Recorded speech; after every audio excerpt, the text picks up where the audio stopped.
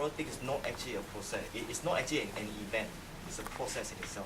When you look at the 2013 general elections, you can't look at it as a standalone because really things were already been defined and started in 2004. 2004, we call it the post-Mahathir era. Expectation and promises were made. People expected a change. People want a breath of freshness. People want the government to be more inclusive. People want promises to be met. And people are also expecting a change of the socio-economic and political landscape. That is why Badawi won 92%. It's not because he has a very beautiful, nice wife, and been doing that, but because of the wind and expectation for change, people are willing to give him a chance and a huge mandate to be able to do that. So when you come to 2008, people, the voters will then measure that with the fulfillment. How much of these promises have been met? And I still remember that in 2006, I actually wrote one of the very first midterm review of Badawi, and I'm in Malaysia for a month. And I got a lot of harassment, not only from my employer. I was working for a think tank then, and there's a lot of problem. If a huge mandate, it comes with big responsibility. Malaysians waiting throughout the years of Mahathir era wanted a change, and they wanted something very different. So the expectation for fulfillment, liberalization, and then when that sets in, you have the inconsistencies as well.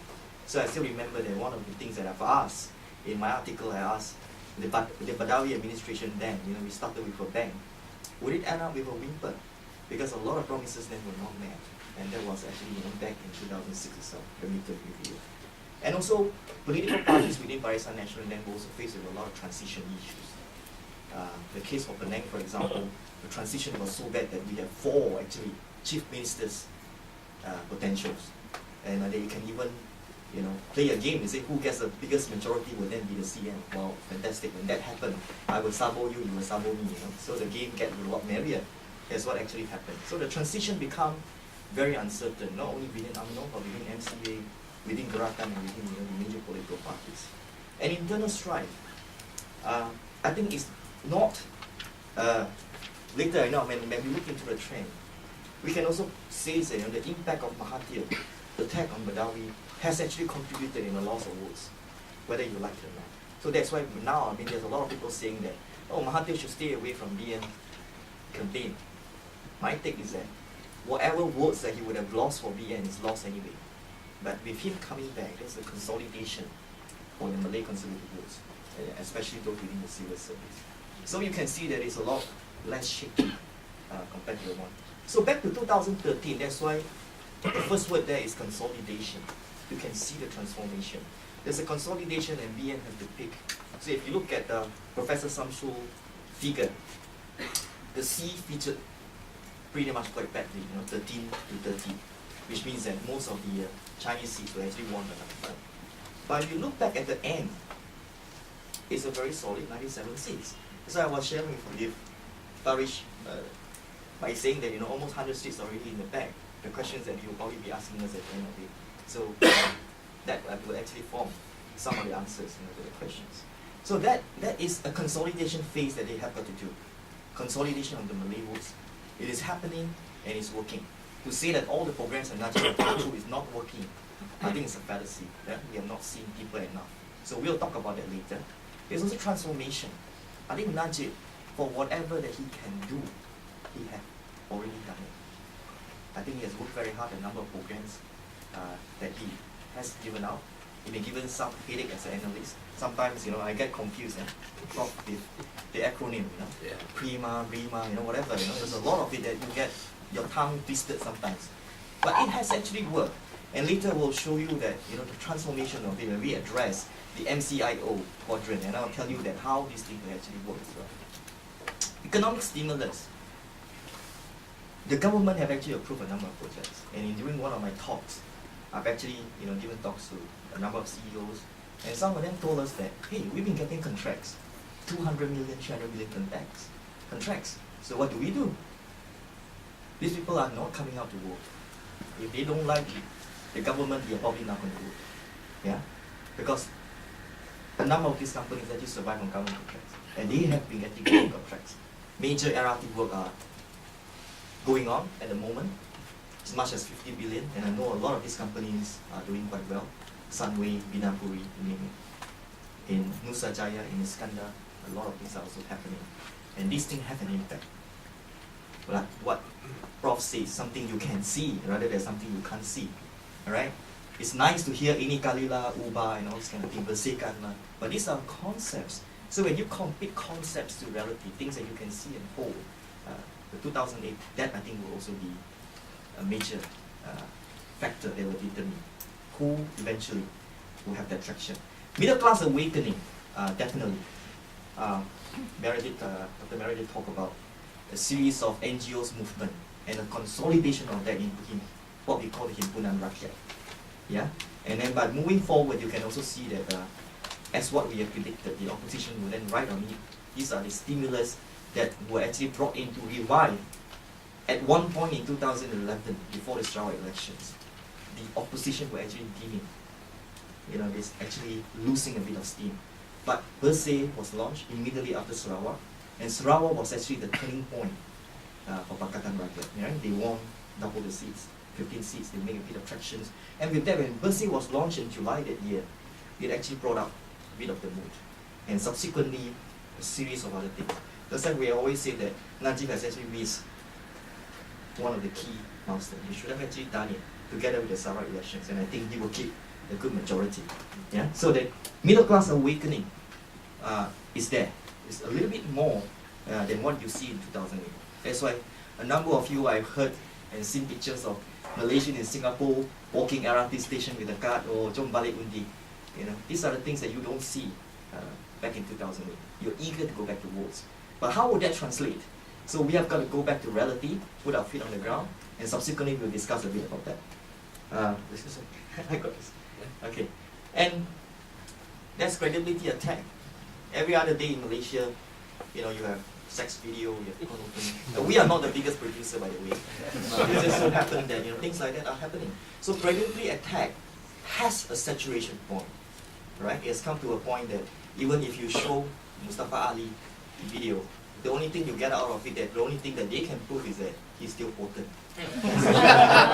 Politically, in terms of votes, I think that's very minimal that the BN can get out of it, or you know, his supporters are hoping to get out of it. So that's the limit.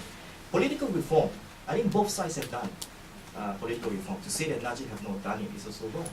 I think he has also eased out, you know, UUCA amendment, allow for university students to participate, and then one of them is actually going to stand against him in Pekan. This is very interesting. So he has also allowed for the easing of a number of things. The elections reforms with the EC, where you have 15 days of campaign, inconvenience to people like us because the press and the public will ask us every day like 20 to 30 interviews. And what happened, you know? But these are things that you see happening. Overseas voters can register, so it's 6,000 of them have registered to vote. A lot prefer to come back. A lot of these kind of things you won't see or you won't experience previously. Yeah? So there are also some easing off. Flashback to 2008. I'm going to be very fast on it. My take and Prof will be a little bit different. I just want to show you the power balance between Barisan and opposition, so you will know that who are the key players in each component. For Barisan Nasional, it's very obvious. The three very key component parties there will be UMNO, this is based on their past results, MCA and also PUB. These are the three core within the coalition.